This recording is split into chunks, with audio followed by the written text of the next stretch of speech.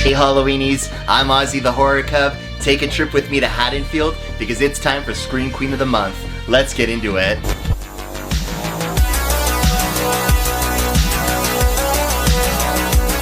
Scream Queen of the Month is a time where we get to look at all of our favorite Sheros in all of our favorite horror movies.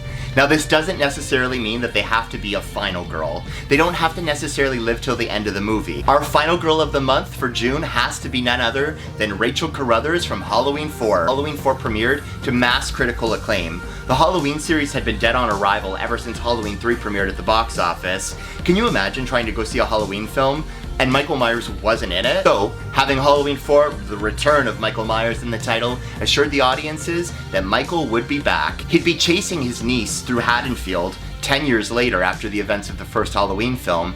However, something would be uniquely different. Jamie Lee Curtis did not return back to the franchise, and we have to have a new final girl.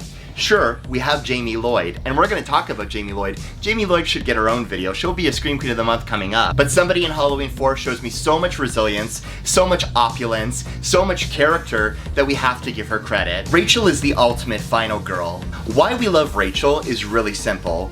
Rachel comes off as such a caring character. You see, at the start of the film, Jamie has been placed into foster care. Jamie is Laurie Strode's daughter. Laurie Strode has died in a car accident, leaving Jamie to the Carruthers family. But Rachel has to really step up in these movies, and she has to assume the role of not only being the older sister to Jamie, but also being her guardian. See, it's up to Rachel to keep her safe from the big bad boogeyman. Uncle? Rachel is fearless, Rachel is brave, and Rachel is cunning, and she has what it takes to make it through this horrific Halloween night. The movie starts off, and Jamie even asks her, "Do you think of me as a sister?" And she looks at Jamie, and you can see that there's care in her eyes, and she's like, "But we're not really sisters, Jamie." However, by the end of this film, this woman will not let anything happen to Jamie. And you know, she's a 17-year-old, she's been through heartbreak, we've all been there. Brady was a total douchebag. If you think Brady was hot, leave me a comment down below because I think Rachel Carruthers could have done so much better than just being with Brady. She didn't need any of those guys in that drugstore. What? Let cops do it by the books, take him by the hand? Because you don't need any of that, Rachel. Rachel's really put to the test on Halloween night in 1988 because as she's been tasked with babysitting Jamie, what Rachel doesn't know, however, on this idyllic Halloween night is that Michael Myers has freed himself from a prison transport and he's come to Haddonfield to search for his niece. Now the only person that's standing in his way besides Dr. Loomis is Rachel Carruthers, and girl, she's gonna take it to new levels, and by taking it to new levels, I mean that she even moves the fight to a rooftop. That's how much she's willing to survive, that's how much she's willing to fight for the one that she loves, and she does love Jamie. By the end of this movie, it's so clear the love that she has for Jamie, and that's why I think it's heartbreaking at the very end when she has to see her foster sister standing in blood, drenched in her mother's blood, with the scissors, holding them up, looking at them so hauntingly as Dr. Loomis is screaming at the camera. These two have survived such a horrific Halloween night, and Rachel was done so dirty in Dominic Othman-Gerard's Halloween 5. Rachel should not have been killed at the very start of the film. If you're gonna kill Rachel, at least save her to the very end. Rachel could have really fulfilled that Tina role. Tina should have died within the first 20 minutes of the film. However, that movie was trying to follow a different kind of final girl, so I'm gonna give them credit for trying to do something different. However, I'm gonna say here and now that I don't think Rachel should have died in Halloween 5 at the very start. Yes, I do think she should have died eventually. However, I think that's a character that you had to have stayed to the very end because she's earned a spot in our heart. Rachel has been there through all of Halloween 4. Rachel has been there for Jamie.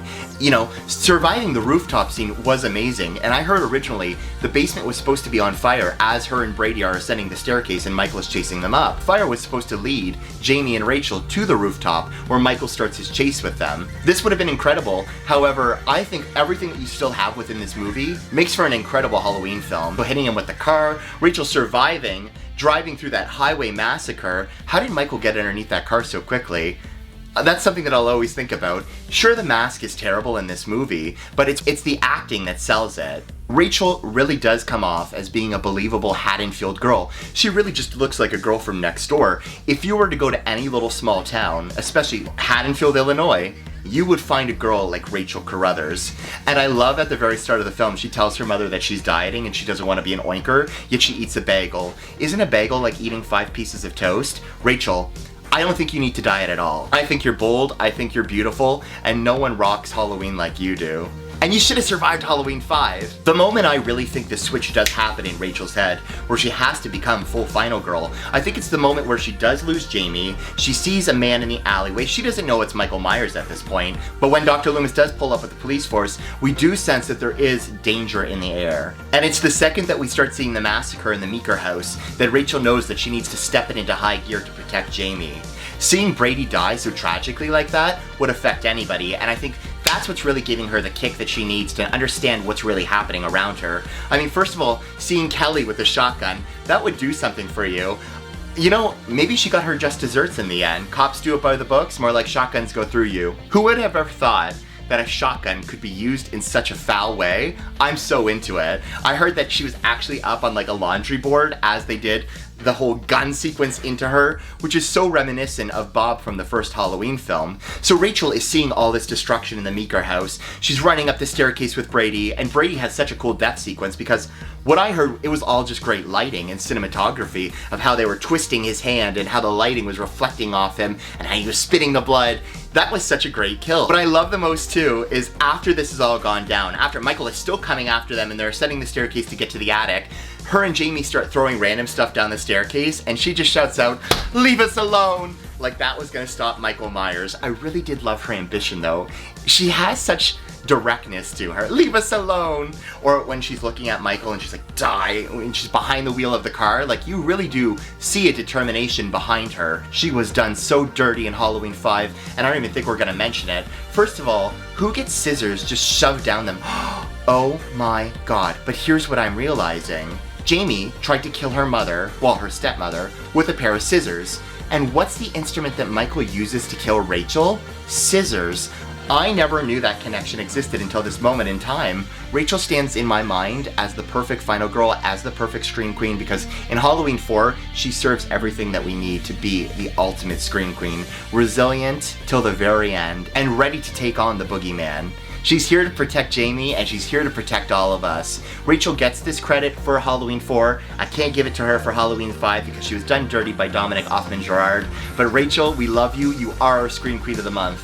Let me know down below of any Scream Queens you think I should add for our Scream Queen of the Month. Well, Halloweenies, that's all the time that we have for today. But smash that subscribe notification bell because I've heard some tea. Come here really quickly. Apparently, the trailer for Halloween Kills is supposed to drop at any single moment, and when it does, we're obviously going to be covering it. Hashtag live reaction video, hashtag watching it together, and giving us our critiques. I'm going to have to film multiple videos talking about the Halloween Kills trailer, because it's coming, guys! When do you think it's coming? I don't know. Let me know down below. I'm so excited to talk about it. Until next time, Halloweenies, stay spooky!